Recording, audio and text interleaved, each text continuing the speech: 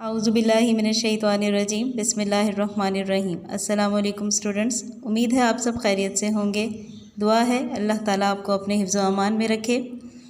Students, आप अपना skill builder और स्टडी पैक 1 अपने अपने कैंपसेस में सबमिट करवा चुके हैं। आपको आपके वालिदैन ने बहुत मेहनत के साथ ये काम करवाया और इसमें उनकी मेहनत काबिल सताइश है। मौजूदा सूरत हाल को देखते हुए आपके असातिज़ा ने आपके लिए स्टडी पैक 2 तैयार किया है ताकि आपका तालीमी सिलसिला जारी व सारी रह सके। आपका स्टडी पैक 2 है, इसमें क्लास 2 उर्दू गेंदा जो हम पढ़ रहे हैं, इसमें आपका वीक 2 का वर्क है, पेज नंबर 43। आपकी गेंदा बुक का सफ़ा नंबर 43। इसका उन्वान है कवायद, और कवायद में हम पढ़ेंगे कलमा और मुहमिल। पेज नंबर 43 यानी सफ़ा नंबर 43 पर आप तारीख़ और घर का काम लाजमी लिखेंगे। जो बुक का काम करेंगे, कॉपी का को काम करेंगे, तो आप उस पर तारीख़ जिस दिन करेंगे उस दिन की तारीख़ और घर का काम लाजमी लिखेंगे।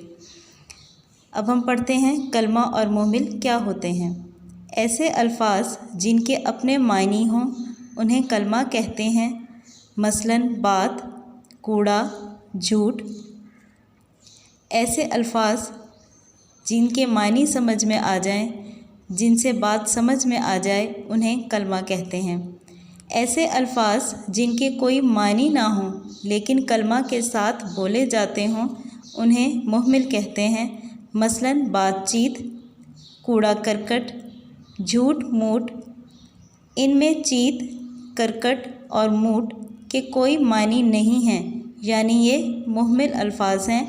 मुहमिल अल्फाज के कोई मानी नहीं होते लेकिन इन्हें कलमा के साथ बोला जाता है कलमा की खूबसूरती के लिए।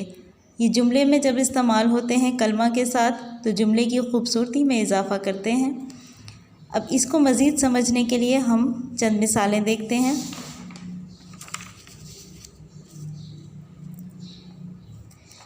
कलमा और मुहमिल की मिसालें हैं। आयशा चुपचाप बैठी है। जुमले में आयशा, अगर हम इसको इस तरह से पढ़ें, आयशा चुप बैठी है, तो हमें जुमला वाज़े हो रहा है कि आयशा खामोश बैठी है, बिल्कुल चुप है। अगर हम इस जुमले को इस तरह से पढ़ें, आयशा चाप बैठी है, तो हमें आयशा का वाज़े नहीं होगा कि आयशा कैसे बैठी है। चुप कलमा है, चाप मुहमिल है। मुहमिल के अपने मानी तो नहीं हैं लेकिन ये कलमा की खूबसूरती में इजाफ़ा कर रहा है और कलमा के साथ साथ इसे जुमले की खूबसूरती में भी इजाफ़ा हुआ। पहले जुमले में चुप कलमा है, इसको हम यहाँ लिख लेते हैं।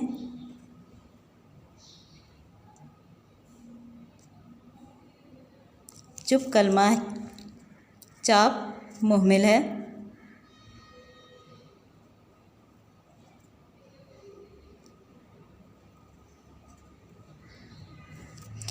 इसी तरह दूसरा जुमला है, मेरे दोस्त ने मुझे झूठ मूठ कहानी सुनाई। अगर हम इसे इस तरह से पढ़ें, मेरे दोस्त ने मुझे झूठी कहानी सुनाई या झूठ कहानी सुनाई, तो जुमले में मतलब वाज़े हो गया कि कहानी झूठी थी।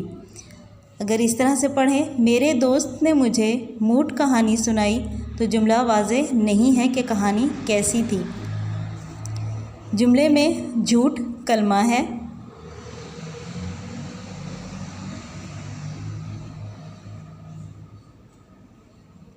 और मूठ मुहमिल है।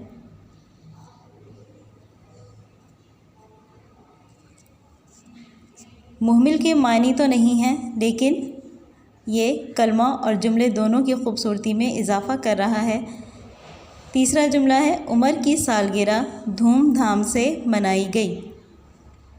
उमर की सालगिरह धूम से मनाई गई, हमें मतलब वाज़े हो गया, समझ में आ गया कि उमर की सालगिरह बहुत धूमधाम से मनाई गई। अगर हम इस जुमले को इस तरह से पढ़ें, उमर की सालगिरह धाम से मनाई गई, तो मानी वाज़े नहीं होते कि सालगिरह कैसी थी। धूम कलमा है और धाम मुहमिल है। धाम, चाप, मूठ, धाम, इनके अपने तो कोई मानी नहीं है, लेकिन ये कलमा के साथ जब इनको जोड़ा जाता है तो ये मानी भी वाज़े करते हैं, मानी को बहुत अच्छे तरीके से बयान करते हैं और जुमले की खूबसूरती में भी इजाफ़ा करते हैं।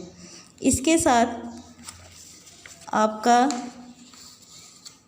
किताब का सफ़ा 43, इसमें आपने मश्क करनी है। इन जुमलों में कलमा पर सब्ज़ दायरा और मुहमिल अल्फाज पर सुर्ख दायरा बनाइए।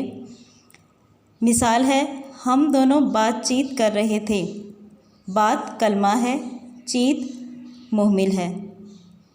बात पर सब्ज़ दायरा है और चीत पर सुर्ख दायरा है। जुमला नंबर 2, हमें मिलजुल कर रहना चाहिए। मिल कलमा है, जुल मुहमिल है।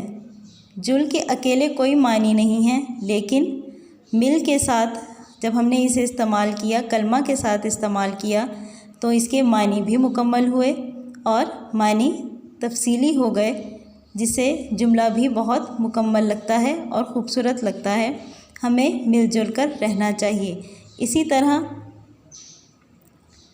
जुमला नंबर 3 और 4 पर भी आप ऐसे ही कलमा पर सब्ज़ दायरा लगाएंगे और मुहमिल पर सुर्ख दायरा लगाएंगे। इसके अलावा इन अल्फाज को लिखने की मश्क भी करनी है। कलमा और मुहमिल को ऊपर तारीफ़ में भी कलमा और मुहमिल के अल्फाज दिए गए हैं, इनकी भी मश्क करनी है आपने। राइटिंग प्रैक्टिस बार बार करनी है ताकि आपकी राइटिंग नीट एंड क्लीन हो। उम्मीद है आपको ये लेक्चर समझ में आ गया होगा।